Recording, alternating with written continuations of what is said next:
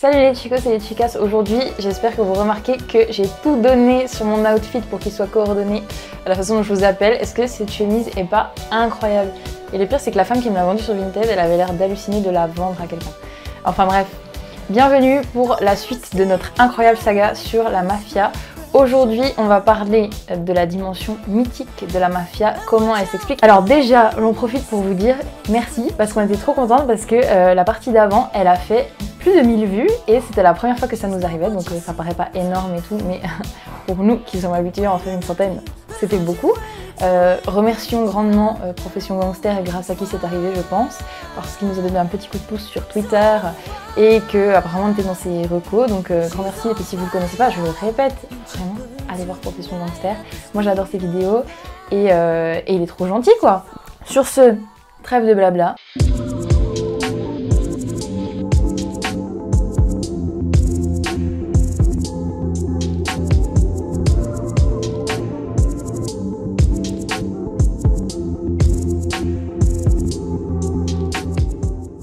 Alors, la dimension mythique de la mafia, c'est parti. Je vais vous expliquer ça encore une fois avec Jacques de Saint-Victor, mon icône. Selon lui, alors je le cite, « Le public est moins sensible à la réalité prosaïque du phénomène mafieux qu'à sa dimension romanesque voire mythique, véhiculée brillamment par la littérature et le cinéma. » Alors on va en fait voir qu'il y a un petit peu deux parties à ce côté mythique de la mafia. Tout d'abord, c'est le fait qu'elle repose sur des rites et des traditions qui la rendent un petit peu intrigante et aussi sur des histoires et des personnalités tout simplement mythiques. Voilà. Première partie du coup, les fameux rites et une organisation spectaculaire. Comme on a déjà vu, en fait, le mal et le crime fascinent, ça je vous ai déjà bien blablaté là-dessus.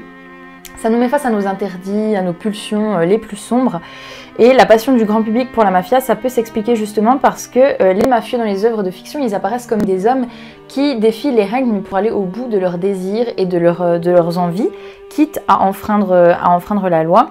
Et Pino Arlacchi, qui est un sociologue dont je vous ai déjà parlé aussi, qui est aussi un saint homme, qui a beaucoup expliqué la mafia, a dit ça, ce que je vais vous dire là, en sortant en fait de la projection du Parrain, est assez vénère. Ces cinéastes rendent un très mauvais service à la lutte anti-mafia.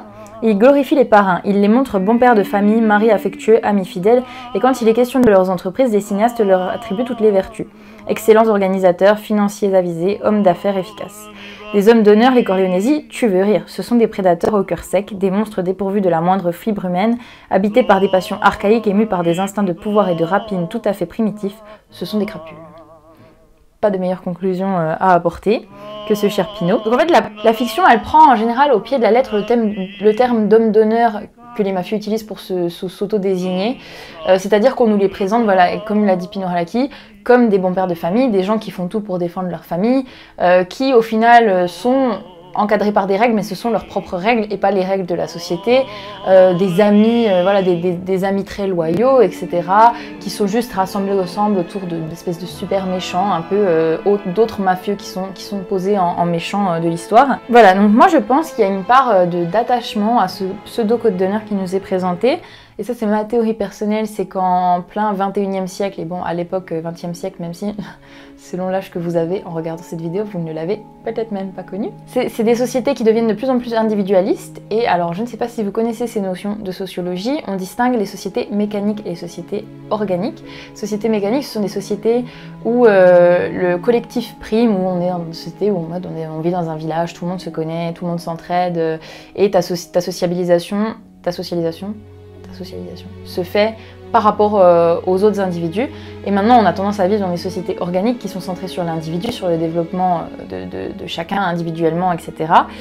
Et donc, dans nos sociétés où tu peux te retrouver en fait de plus en plus isolé, etc., et où on a l'impression que la morale évolue beaucoup et peut-être est décadente, je ne sais pas, ça c'est l'avis de chacun, je ne sais pas si vous êtes des amis ou pas, ben, ça peut avoir un côté rassurant en fait, ces histoires où on vous vend un truc, un code d'honneur, où les hommes se serrent les coudes entre eux pour aller buter les hommes de l'autre village, etc. Enfin voilà, moi je pense qu'il y a de ça, cette espèce d'esprit de corps, d'unité qui unissent les hommes entre eux.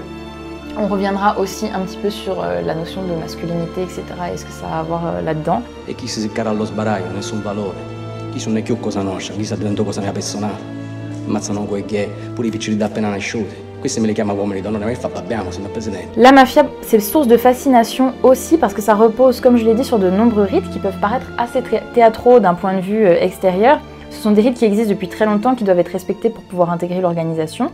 Jacques de Saint-Victor les décrit de la façon suivante, là je le cite. De telles organisations se sont dotées de statuts et de rituels qui ne manquent pas de fasciner les âmes simples. Dès qu'on lui fait l'honneur d'être recruté par une telle société secrète, après une sélection rigoureuse, le futur candidat est soumis à une cérémonie de nature à frapper son imagination, à la manière d'une épreuve initiatique. Après avoir pénétré dans un lieu inconnu, les yeux bandés, il prête un serment semblable à celui des Carbonari. Il jure de garder le secret sous peine de mort, puis on lui pique le doigt et en fait couler son sang sur une image sainte, que l'on brûle pour lui faire comprendre le sort qui lui serait réservé s'il trahissait la secte. Celle-ci possède un certain nombre de grades qu'on franchit au cours de sa carrière criminelle, tout comme un certain nombre de signes de reconnaissance permettant aux mafieux de se reconnaître entre eux. L'honneur d'appartenir à ces sociétés coûte cher, les membres doivent se dévouer corps et âme à l'organisation et ne jamais en discuter les ordres. Le confort psychologique que procure l'appartenance à une nouvelle famille prestigieuse et protectrice compte beaucoup dans les mentalités populaires. Les familles imposent à leurs membres, appelés hommes d'honneur, de garder le silence en tout état de cause, en particulier devant la police ou la justice, de rester humble. Cette humilité, en italien umiltà, a donné le mot omerta. Vous savez ce que c'est le fait justement de ne pas briser le silence qui entoure l'existence de la mafia. Si cette omerta n'est pas respectée par ceux vivant sous la coupe de la mafia, ils sont jugés par des tribunaux spéciaux et se voient condamnés à subir la vendetta, donc la vengeance. Le tribunal peut décider de l'acquittement, de l'humiliation ou de la mort. Certaines sociétés criminelles se sont par la suite dotées de vrais codes juridiques, symbole du besoin en fait de singer la société officielle et de se donner des cadres, l'important étant d'avoir toujours l'air au fond respectable. Je sais pas si vous voyez mon téléphone, si vous le voyez, tant pis, j'ai pris des notes dessus. Désolée pour vous. Les mafieux aussi, par leurs affrontements à mort, les règlements de compte, etc. Il y a aussi quelque chose de très spectaculaire là-dedans. Et justement, en fait, quand c'est dans l'imaginaire collectif, c'est très lointain. Ça nous paraît ne pas pouvoir exister, alors qu'en Sicile, pendant la dernière guerre contre Cosa Nostra, notamment menée par l'État, etc., et les affrontements entre clans, Palerme était un cimetière à ciel ouvert. Il y avait des corps dans la rue tous les jours. Et ça, c'est aussi quelque chose qui, au final, semble être du cinéma, mais qui n'en est pas. Et il y a quelque chose de très intriguant là-dedans. Même lorsqu'ils sont capturés, les choses ne se passent jamais simplement avec les mafieux. Par exemple, le maxi procès de Palerme en 1986, c'est vraiment le truc théâtral et spectaculaire par excellence. Il a fallu construire un bunker spécial pour l'occasion pour y tenir les audiences. C'est au final la scène de ce procès très théâtral. C'est une espèce de pièce de théâtre dantesque qui se joue puisqu'on a 474 inculpés, notamment accusés de 120 meurtres, 360 condamnés et un total cumulé de plus de 2665 années de prison, ce qui est absolument énorme. La dramaturgie du procès, elle semble étudiée pour insister sur le mal que sont censés incarner les mafieux, parce que c'est censé donner en fait un exemple punitif à toute l'Italie, qui peut suivre le procès à la télé, au moins en partie si je ne vous dis pas de bêtises. Et ouais, on a vraiment l'impression en fait de voir les mafieux donc sont placés derrière des espèces de vitres blindées, etc. De voir des super vilains de films de super-héros quoi, mis derrière leurs vitres là, qui sont en plus tous en train de se houspiller les uns les autres, de se hurler dessus, les femmes qui pleurent, qui hurlent évidemment en bonne italienne de toute façon. J'adore les Italiens, c'est tout à fait respectueux de ma part, mais je suis désolée. Drama queen un peu.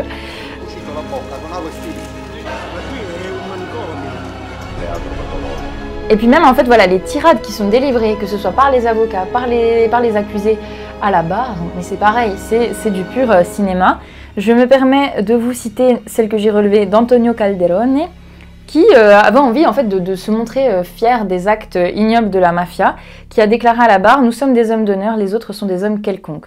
Nous sommes l'élite de la criminalité, nous sommes supérieurs aux délinquants communs, nous sommes les pires de tous. » Les audiences, elles prennent aussi parfois un tour que je trouve particulièrement comique. Je ne sais pas si cet extrait existe sur YouTube, on verra si Claudia arrive à le trouver ou pas. Donc on a le procureur qui est en train d'interroger Stefano Calzetta, qui a décidé qu'il ne répondrait à aucune question.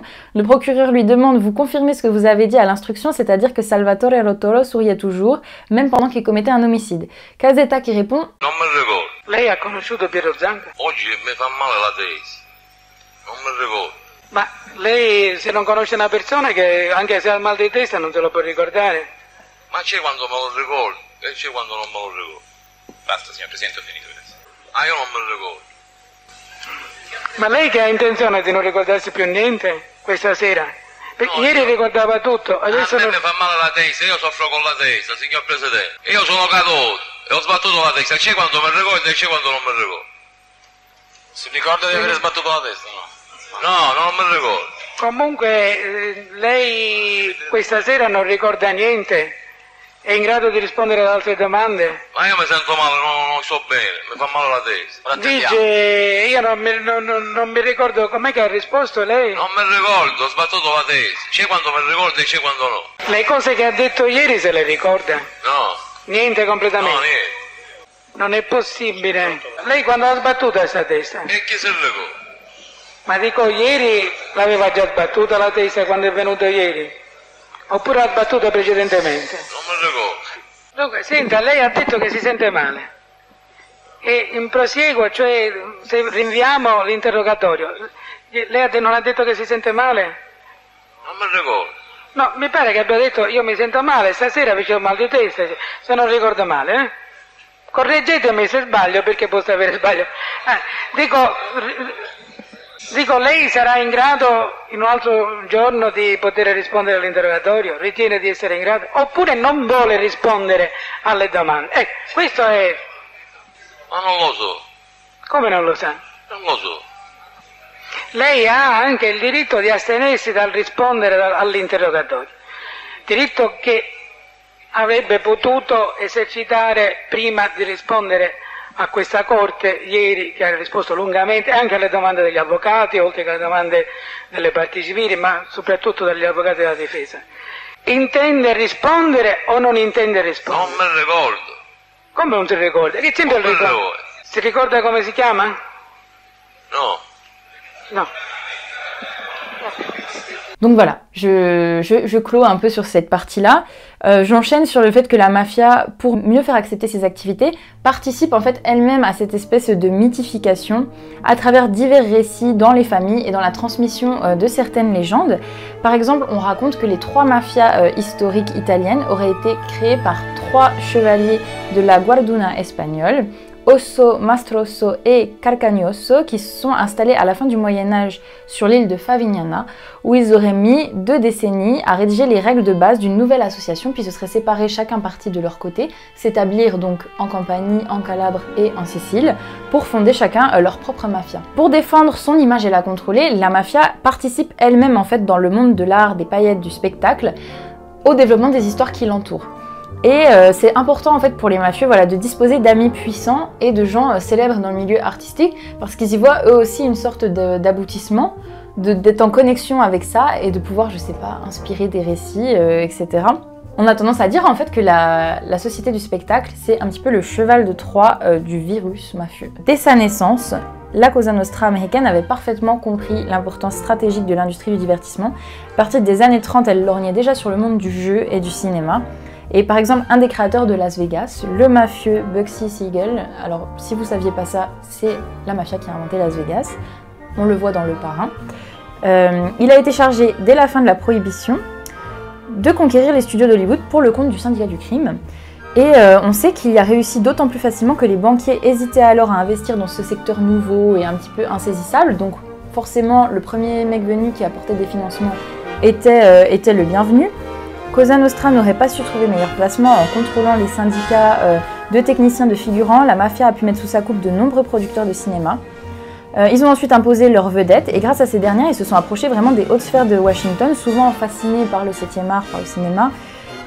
On explique par exemple les débuts de carrière d'actrices célèbres comme Judith Campbell ou Marilyn Monroe, qui, avant de devenir des maîtresses du président Kennedy, avaient été celles des boss de Chicago, notamment Sam Giancana.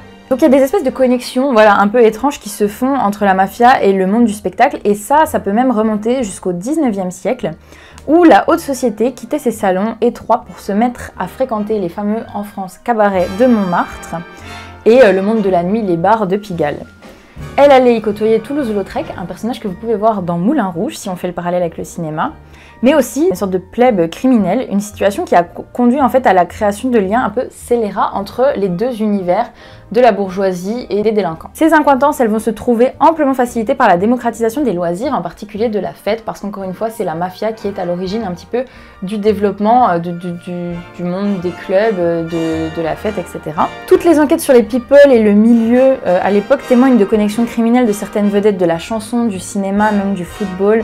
Ça suscite l'embarras quand on sait que ces mêmes personnalités sont courtisées par le monde politique et le monde des affaires. Ils font ainsi le lien plutôt involontairement entre le monde du crime et l'élite.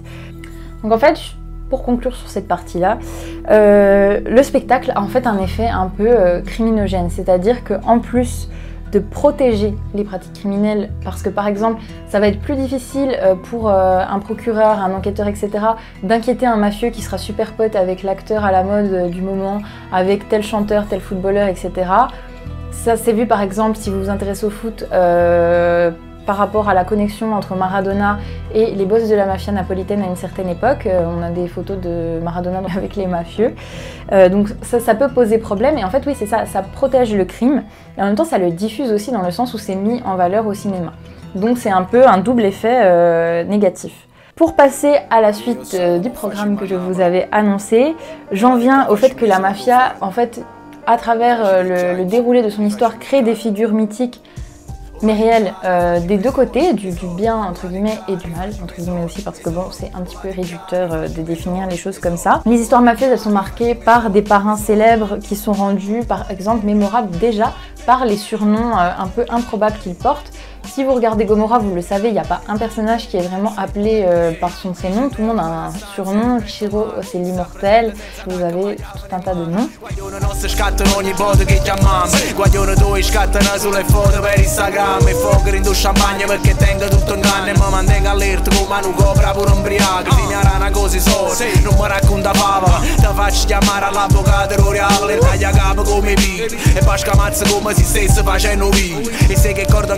Suona sto violino, a scuola rinda classe ma rubava te motivi. Sanno ancora piccini, chi si chiama vogliono parlare, ma vogliono portare fuori, mai rifiuto pranzo e cena. Voilà, les parrains deviennent ensuite célèbres pour, je sais pas, différentes caractéristiques en fait de leur personnalité.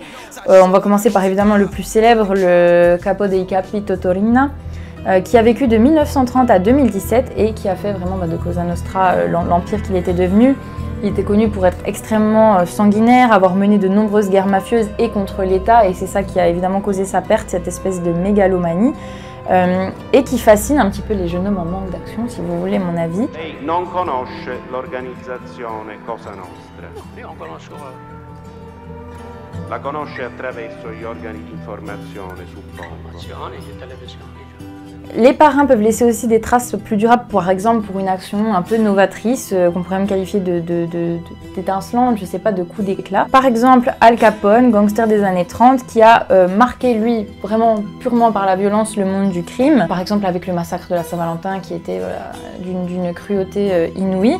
Et il s'est fait finalement un petit peu renverser par Charlie Luciano et Meyer Lansky, qui eux ont fait preuve d'une plus grande intelligence, d'une plus grande subtilité avec leurs alliés, donc Bugsy Siegel dont on a déjà parlé, Frank Costello, Albert Anastasia, Joe Adonis et Vito Genovese. Ça formait en gros les 7 un peu piliers de cette espèce de Cosa Nostra américaine qui s'est développée par la suite. Alors, je fais un petit focus sur Lucky Luciano, c'est cadeau. D'origine sicilienne, il a gravi peu à peu les échelons du crime local et il a été le premier gangster italo-américain à s'allier avec justement des non-siciliens, que ce soit des Italiens issus d'autres régions d'Italie, mais aussi des Juifs, des Irlandais, etc. Il a été le premier à importer vraiment massivement de l'héroïne aux États-Unis, même si vous êtes vous aussi fadé de son autobiographie, il maintient tout le long que c'est pas vrai. Ce livre est lunaire. Je vous recommande vivement de le lire, tout comme la biographie d'Al Capone, parce qu'en fait c'est vraiment passionnant de voir comment ils arrivent à raconter toute leur vie en mentant. Tu te dis, ils sont sur leur lit de mort, ils pourraient admettre les choses, et finalement non, tout le livre n'est qu'un tissu de mensonges, mais c'est quand même un peu rigolo à lire, parce que si tu connais la vérité, le mensonge est tellement improbable qu'il y a un côté vraiment comique dans la lecture du truc. Donc je reviens à ce que je vous disais, qui a été le premier à vraiment importer de l'héroïne, qui a aussi mis la main sur le domaine de la prostitution et qui s'est vraiment immiscé à grande échelle dans le domaine de la politique. C'était l'ami de nombreuses célébrités, connu pour son bon goût, etc. On va dire que c'est le parrain un peu clinquant, le parrain un peu élégant, et d'ailleurs il a inspiré le parrain de Coppola. Pour régler les guerres intestines dans la mafia, c'est lui qui a décidé d'organiser la mafia américaine en 5 familles pour se répartir le crime organisé américain. Valider d'un commun accord les assassinats qui étaient à perpétrer par la commission. C'est un système qui a bouleversé complètement le milieu criminel et qui a créé l'empreinte de Lucky Luciano. Ça a fonctionné en fait à partir de là comme une véritable entreprise. On avait tendance aussi à appeler la mafia la firme. Et ça a permis son rayonnement comme jamais auparavant. Ça, ce système-là, on le doit aussi énormément à son bras droit absolument brillant, Meyer Lansky, qui était comptable et qui a vraiment organisé tout l'aspect financier de tout ça. Dans un des livres qui m'a servi à préparer cette vidéo, on note qu'un tel génie des affaires a rarement été égalé depuis et que cette ascension incroyable d'un simple immigré démarrant dans le New York pauvre fascine toujours aujourd'hui les honnêtes et moins honnêtes gens. Pour l'histoire aussi, puisque je vous parle des destins un peu mythiques des gens de la mafia, je vous l'ai déjà raconté l'histoire de Meir Lansky en Israël ou pas? Je me rappelle pas. Il y a très peu de gens, très peu de juifs, dont l'exil, je sais pas si on appelle ça l'exil ou l'immigration, tout simplement l'émigration, c'est quoi le bon mot? On s'en fout.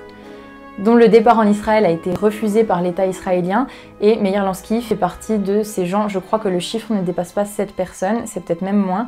Et donc Meir Lansky fait partie de ces très rares gens à qui on a refusé d'aller s'installer en Israël parce qu'il a tenté de le faire pour échapper à la justice américaine. Et donc voilà, jusqu'au bout, il avait commis tellement de dingueries que même l'État israélien n'a pas voulu de lui. Alors à l'opposé justement des anti-héros que peuvent incarner les mafieux, on a aussi des figures mythiques qui sont des figures positives, et notamment les juges anti-mafia, qui sont aussi célébrés d'ailleurs dans certaines représentations cinématographiques, télévisuelles. Le premier martyr célébrissime de la lutte anti-mafia, ça reste le général Dalla Chiesa, qui est né en 1920, qui a été assassiné en 1982 pour justement le stopper dans sa lutte contre la mafia, alors qu'on l'avait envoyé en Sicile pour tenter de rétablir l'ordre alors que les choses commençaient à dégénérer. On avait aussi l'incroyable Pio La Torre qui a été assassiné en 1982, qui a fait passer les premières lois anti-mafia dans le code pénal italien, donc c'était une avancée majeure et lui aussi ça lui a coûté sa vie. Le texte a introduit dans le code pénal italien les deux dispositions suivantes et qui étaient à l'époque extrêmement innovantes. La première consistait à organiser la possibilité de placer sous séquestre les biens mafieux, et la seconde, elle créait le délit spécifique d'association mafieuse, parce qu'en fait, aussi incroyable que ça puisse paraître jusqu'aux années 80, ça n'existait pas. Ça se définit ainsi: l'association est de type mafieux quand ceux qui en font partie se prévalent de la force d'intimidation du lien associatif et de la conviction d'assujettissement et d'omerta qui en dérive pour commettre des délits, pour acquérir de façon directe ou indirecte la gestion ou du moins le contrôle d'activités économiques, de concessions, de licences, adjudication et services publics, ou pour réaliser des profits ou avantages injustes en soi ou pour d'autres, ou bien dans le but d'empêcher ou de faire obstacle au libre exercice du vote ou de procurer des votes à soi-même ou à d'autres lors des consultations électorales. Donc c'est assez large, c'est fou, ça englobe énormément de choses et en même temps c'est d'une grande précision en tant que juriste, parce que moi-même j'ai fait des études de droit. C'est une loi qui est extrêmement précise en fait et en même temps qui englobe énormément de choses. Et ça révèle bien le caractère brillant de Pio La Torre, si on me demande mon avis, mon humble avis. Di concentrare la nostra attenzione sull'illecito arricchimento, perché la mafia ha come fine appunto l'illecito arricchimento. Allora è lì che dobbiamo mettere il riflettore. C'est lui en fait vraiment qui a permis de mettre un mot sur ce qu'était la mafia, de définir la mafia. On n'imagine pas l'impact de ce simple fait. Mais les plus connus, ça reste sans conteste Giovanni Falcone et Paolo Borsellino. Je sais jamais si je mets l'accent ou pas, dites-moi si ça vous saoule. Collègues et amis du pool anti-mafia qui auront permis justement de monter le maxi-procès dont je viens de vous parler et qui ont lutté contre la mafia au péril de leur vie. C'était des gens très charismatiques, déterminés, qui ont su mobiliser l'opinion contre la mafia. C'était la première fois que justement on arrivait à mobiliser vraiment globalement les Italiens contre ce problème-là, à poser un mot sur ce problème-là. Et qui ont justement brisé peu à peu l'omerta, la loi du silence qui régnait en Sicile. Par exemple, Falcone était lui-même sicilien, donc en fait il avait une approche déjà très concrète des choses. Il existe un livre, je ne sais plus exactement le titre, je vous le mettrai en barre d'infos, je pense que c'était Conversation avec Falcone ou quelque chose comme ça, où c'est Giovanni Falcone qui parle de son travail, donc c'est un livre qui a été fait de son vivant, où lui racontait sa vision des choses. Et il explique bien que selon lui, il y a un comportement méridional et il est contre cette espèce de truc sociologique de dire qu'il existe un comportement pathologiquement criminel en Sicile. Néanmoins, il explique que le caractère sicilien fait qu'il y a une certaine défiance vis-à-vis des règles, etc., que ça ne justifie pas la mafia, mais qu'il y a un terrain fertile pour la mafia. Et en fait, comme c'est lui qui le dit, que lui-même a grandi dans une famille sicilienne, il n'y a pas cet aspect raciste qu'on pouvait trouver chez Lombroso. Par exemple, le mot raciste, c'était peut-être pas le bon mot, donc cet aspect discriminant, on va dire. Et il a une approche en fait vraiment, il est à l'intérieur du système depuis qu'il est né. Donc il aborde le problème d'une façon différente des personnes qui étaient parachutées du centre de l'Italie et qui n'étaient pas nées dans ce problème méridional italien. Donc du coup voilà, ça en fait une figure d'autant plus appréciée parce que c'est un homme du pays qui essaie de sauver sa terre un peu en fait du mal, tout simplement. Il y a une espèce vraiment de dimension mystique comme ça. Questo significa che non ha paura. L'importante non è stabilire se uno ha paura o meno, è saper convivere con la propria paura, non farsi condizionare dalla stessa. Ecco, il coraggio è questo, altrimenti non è più coraggio, è incoscienza. Donc lui et Borsellino, fédérateurs, ont vraiment permis au peuple italien de manifester son mécontentement contre la domination mafieuse dans le Mezzogiorno. Et ils ont permis de faire arrêter de nombreux criminels mafieux, de réduire la présence visible et violente de la mafia en Sicile. Amélioration incroyable, vraiment marquante, qu'ils ont payé de leur vie dans des circonstances absolument tragiques qui ont aussi contribué à leur légende évidemment. Et qui, j'ai envie de vous dire, au lieu de les faire mourir véritablement, les ont rendus d'une certaine façon immortels pour le peuple italien. Giovanni Falcone, il a donc perdu la vie en 1992 à cause de Cosa Nostra dans ce qu'on appelle le massacre de Capaci, avec sa femme et son escorte.